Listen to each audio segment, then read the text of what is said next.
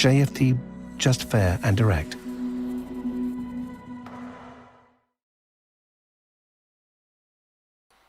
Okay, hello and good morning everyone. Welcome to JFD Traders Espresso with me, Darius Anucauskas. Today's the 20th of April, 2021. So yep, welcome everyone. Welcome to this Tuesday's morning session where we're going to have a very quick look at the markets, a few of the charts, the usual stuff. But before we do that, as always, let's quickly have a read through our risk disclaimer. So, the content we produce does not constitute investment advice or investment recommendation, should not be considered as such, and does not in any way constitute an invitation to acquire any financial instrument or product. As always, I'll give you a few seconds to read the rest and we can continue.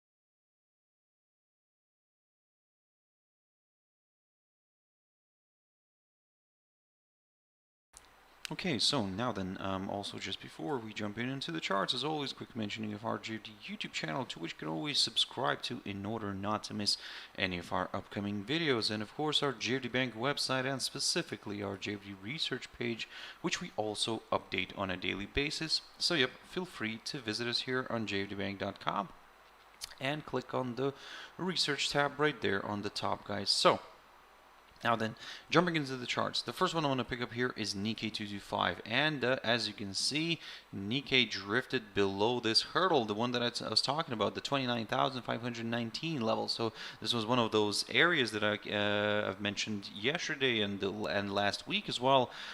Basically, what I said, that if we get a drop below this hurdle, then yes, we could see a further move lower, where initially we could target this 28,980 territory, or then we could aim for that 28,326 level, approximately around here, which is around near the lows of the 4th of February, the low of the 5th of March, not far from the low of the 24th of March, and also kind of coincides almost with the 100-day EMA. So, long story short, basically all this kind of is looking a bit more bearish. Of course, yesterday's weakness in the markets across the globe didn't really, like I said, help here in Nikkei.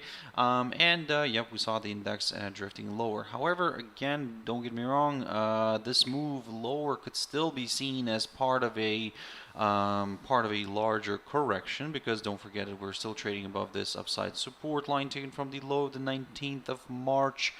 And of 2020, of course, and that's why there could still be a chance for the bulls to jump in somewhere around here and drag this one and drag the index higher. So for now, let's be careful here. Let's continue monitoring the situation today with the European and the US indices, and if those manage to recover, then we might maybe see Nikkei recovering as well. However, if the weakness will remain, then yes, a larger corrective move lower could still be possible. Now, Shanghai Composite, slightly different story here. However, this barrier here, I talked about Shanghai Composite yesterday, and this barrier here, the 3,496 territory, is kind of doing its job so far. And today, yes, the index did push higher, but it managed to stay above all of its EMAs and above this area here, above the 3,460 territory, around here basically, but it failed to move above the 3,496 zone. So what we need here is, of course, a nice good break here above this area, above the we need to see that daily candle staying and closing above this this barrier in order to get a little bit more excited with the upside. But again, for now, as I said, it's a little bit tricky here, so that's why we will be very careful. Like I said, if the somehow weakness, the European and the US weakness rolls over into the Chinese index here, then well, we could see this one drifting back south. However, again, if you want to let's say consider the move lower, well, at least probably wait for a good decent drop below the 21-day and the 100-day EMAs here, and then we could take it from there. Now, Hang Seng, Hong Kong's Hang Seng index, slightly on the positive side here. However, also the same tricky situation here. Now, if we just purely look at this from the technical perspective, yes, we'll see first of all that this barrier here, the 29,150 territory, is providing decent resistance right now. We had a few breaks here, but don't get me wrong, the Hong Kong's index is still open for another 52 minutes. So anything could happen still, but yeah, I mean, for now this barrier is doing its job. It's providing resistance.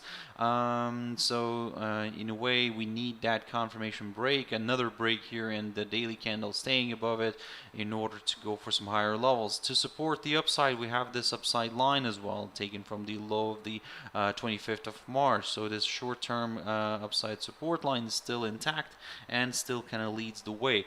But as I said, you need to be very careful right now, because again, we are seeing a bit of weakness in the equity world across the globe, so in the European and the US indices. So that's why for now I'm gonna, like I said, yes, if we do get that daily candle staying above it, above this barrier, yes, I'll aim for some higher levels. Initially, I'll target the 29,550 territory only right here. I do understand that this may be not much here, but we rather be safe than sorry, guys. And then, of course, if that gets cleared, my next target is the high of the 3rd of March here, or in other words, the highest point of March of this year.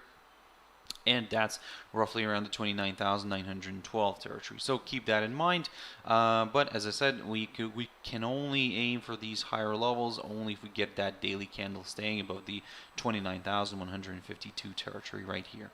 Now, jumping into the German index, DAX closed yesterday in the negative territory. So as you can see, the index drifted back down here, ended up staying below this 15,474 territory. I spoke about that level yesterday. So basically, for now, everything's kind of leaning a little bit more towards the downside, guys. But again, not something to be very scared of, because for now we will consider this move lower as a temporary correction only, because we're still trading above this upside line here, taken from the low the 26th of February, and not to mention some other ones as well here. But I'm not gonna overwhelm the chart here with these upside lines. But if you zoom out here, you'll see that definitely there's one from here, from the lowest point of March. Then there's maybe another one from the lowest point of October. So yeah, we can start drawing a lot of them. But I'll pick up on those lines if we suddenly, let's say, get a break of this upside line here. But for now, everything's kind of for now, let's say the idea here is, yes, the near-term outlook remains a little bit more bearish, but again, from the medium-term perspective, there is still a chance for the bulls to step in and drive this one higher. For now, let's say if you want to be a little bit maybe more on the cautious side, I would say you can wait for a drop below the high of the 6th of April here, which is around the 15,312 territory. A nice good drop below that may open the door towards further declines. But at the moment, guys, be very careful, be very cautious, and yes, if by any chance the index drifts back above the 15,474 territory right here, then we might start looking at some higher levels again. Of course, we'll aim for the all-time high initially, but then that might get cleared as well, and we could see a further push north. DXY, a dollar index, so drifting nicely to the downside again. Yesterday I've mentioned this one, and in my Traders Tea Time as well, I've mentioned that as in a way the index here and the dollar index is still trading below this downside line taken from the high the 31st of March. So in a way everything's kind of looking quite bearish here. But yeah, of course, for now the 91.05 level got violated. This was my next target. target. Now my next target will be this 90.63 territory marked by the low of the 3rd of March. Now, as you can see, I'm slowly kind of moving here to the downside, not really aiming drastically lower here, because let's not forget that on the other hand, we do have this little upside line here, taken from the low of the 6th of January, and in a way this could also still provide good support, and we could see the index rebounding, maybe pushing back up. So again, there's a lot of things to consider here. Not everything is kind of really pretty straightforward. That's why I'm gonna go slowly, step by step. So yes, my first target right now will be this 90.63. If that gets cleared, my next target is the this upside support line taken from the low of the 6th of January. Quick update on gold. So gold drifted lower yesterday after finding resistance near this downside line, near the two of the EMAs here, the ones that I've mentioned previously, the 100-day EMA shown as the green line and the 200-day EMA shown as the black line here. So yeah, I mean, for now everything seems to be still slightly on the positive side, because in the short run I'm talking about now, because this downside line, yes, it did act as a good area of resistance, but initially, don't get me wrong, it's a very tentative line, because we had a violation here, for example, in the beginning of January. So that's why this downside line is, yes, I'm keeping it on the chart for now, but it's just as a little point of reference here for the moment. Still, what I'm looking at here is I'm looking for some higher levels, and as long as the price stays above this little short-term upside support line taken from the low the 31st of March. Yeah, I mean, and also the fact that it's currently still kind of balancing above that 1760 territory, which I spoke about previously, also kind of provides a bit of positivity. However, again, there's always a however, there's always a but, there's always that's it.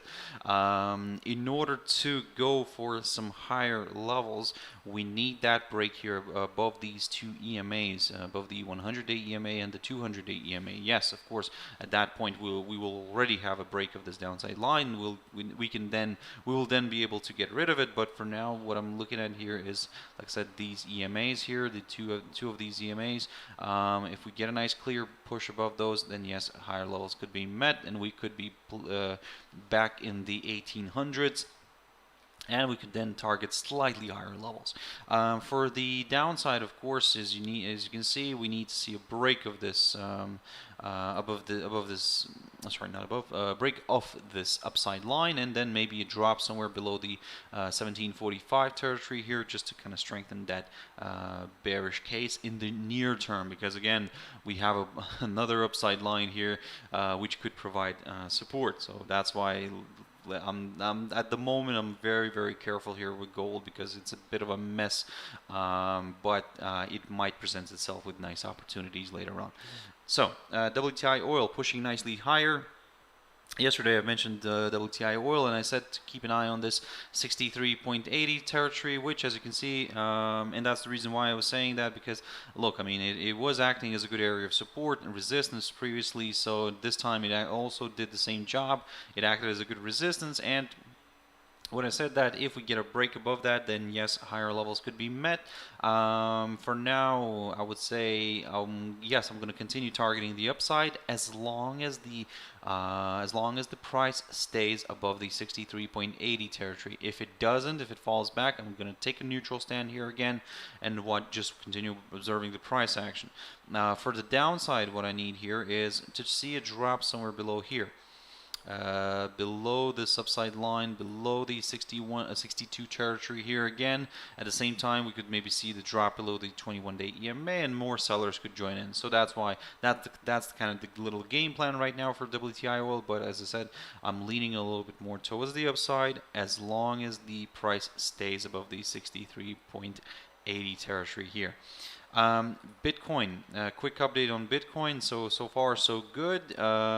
Basically, yesterday I mentioned that we saw a bit of a corrective move higher, but yes, I said that if it struggles, for example, to push somewhere above this 57,212 territory, we might see another slide. And yep, well, look at this. I mean, it started drifting back down. This is where it found resistance, and yep, now we're kind of drifting a bit lower. Well, I was also mentioning this 21-day EMA. That's kind of the kind of little last resort here for the bears, but that was not needed, and instead, yes, we started shifting lower here. We dropped below that 55,555 level. So beautiful.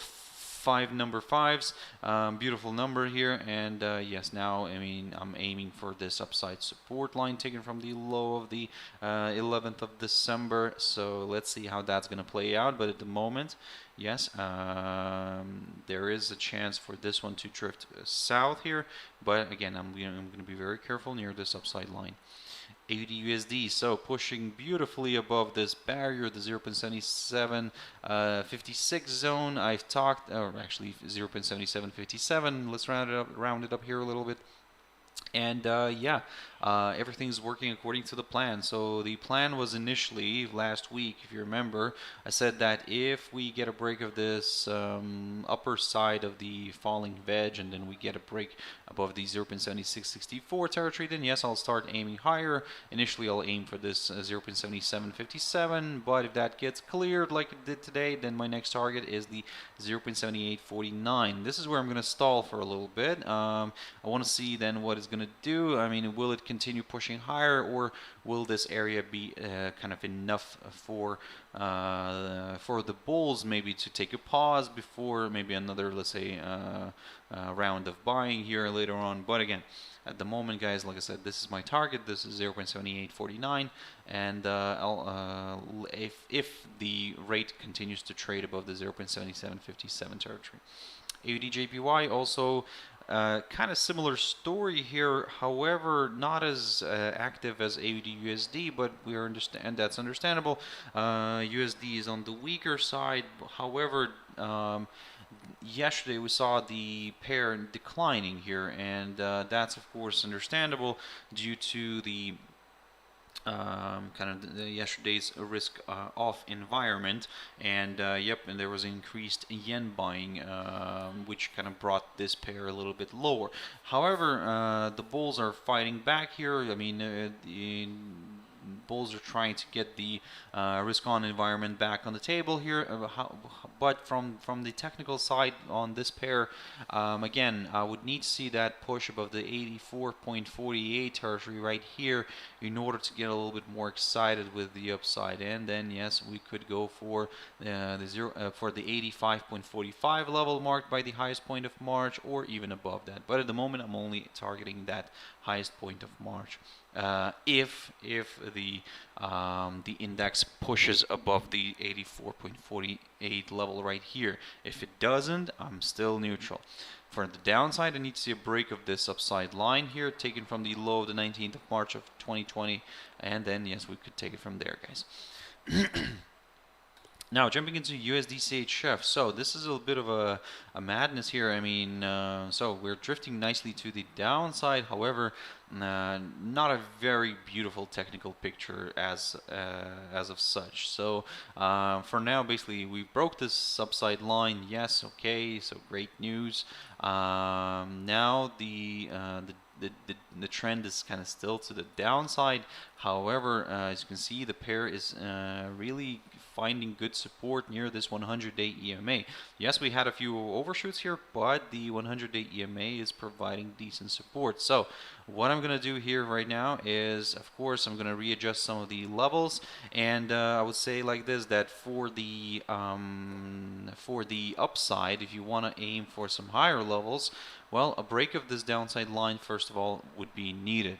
And then just to kind of get a little bit more positive with the upside scenario, a push above this barrier here, the 0.9187, might do the trick for more buyers, because at the same time the rate would be placed above the 200-day EMA, and yes, this potentially could be seen as a positive sign. For the downside, I'm gonna continue aiming slowly here, and if we get a clear break below yesterday's low here near the 0.9129 territory, yes, I'll aim for the downside, but I'll be very, very careful near this this level right here, the high of the 4th of February, near the 0.9045 level right here, and then we'll take it from there. GBP CAD, so beautiful explosion here yesterday on GBP CAD, so the pound strengthened significantly, and we managed to stay above this 1.7435 territory right here. So for now, basically, I would say that if it continues to trade above this area, yes, we will aim for some higher levels. We'll continue aiming here for the upside. If you're a little bit more on the cautious side, you could keep an eye on yesterday's high near the 1.7544 level here, and if that gets clear, this will confirm a forthcoming higher high. And then of course there's a bunch of levels that we could start aiming for, like for example this 1.7678 zone marked by the high of the 4th of March, or we could just aim for that highest point of March near the 1.7779 level, and then we could take it from there. For the downside on this one, well, I would say I would start looking at lower levels if we get a drop below this inside swing high here of the 13th of April near the 1.7335 level right here. EURUSD. EURUSD is looking quite positive, I would say. So, yep, as you can see, why. So we are trading above this upside support line. Let me just double check if this actually extends all the way here.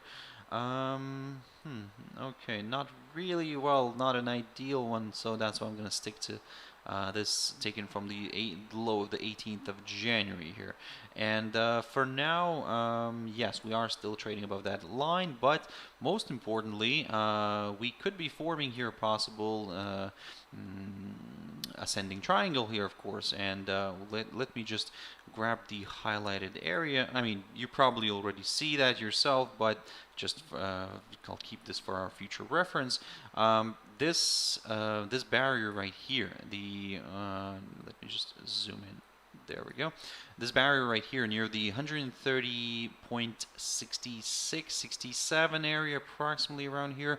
So we need to see a nice good pop above it in order to go for the upside. We need to see a nice clear break, and ideally also the daily candle staying above that area, just to be a little bit more on the safe side. But again, be very careful for now, guys. Looking at this picture, yes, it is very positive. However, if indices start sharply reversing to the downside today, then, well, we might not see that break eventually. Or we could see the break, but we could not see the daily candle, let's say, staying above this highlighted area, and instead kind of continuing to trade somewhere in between these lines, this barrier and this upside support line. And finally, EURUSD. So EURUSD is pushing nicely to the upside, so that's kind of one of the things that could potentially drive